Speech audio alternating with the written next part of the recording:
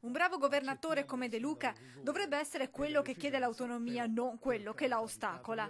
Così il governatore Luca Zaia a Roma, al termine di una lunga mattinata, stoppa il suo collega campano Vincenzo De Luca, che si è fatto portavoce di quello che lui stesso ha definito un risorgimento del Sud.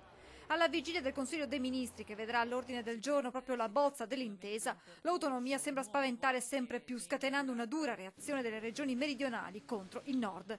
Dure le dichiarazioni di De Luca. Faremo di tutto per bloccare il processo dell'autonomia differenziata, ha spiegato, se vengono meno le questioni di contenuto e metodo democratico. Siamo pronti, ha precisato poi, al ricorso alla Corte Costituzionale, alla mobilitazione sociale e alla lotta. Dobbiamo cominciare a raccordarci con le altre regioni del Sud. Se dovesse andare avanti un percorso di autonomia differenziata con i contenuti che abbiamo letto sugli organi di informazione, che sono stati esplicitati da alcune forze politiche, è evidente che noi andiamo, ed è bene finirla con le ipocrisie, a rompere l'unità nazionale e ad abbandonare il Sud al suo destino. Pronta la replica del presidente Zaia, che ha spiegato come l'autonomia non sia mai contro qualcuno, ma sia la via per favorire la vera assunzione di responsabilità nelle nostre comunità. Azzoppare chi è bravo per fare in modo che ci sia un'equa divisione del malessere mi sembra proprio che non sia una vera soluzione. La vera soluzione invece è aiutare chi ha difficoltà a crescere e arrivare a livelli qualitativi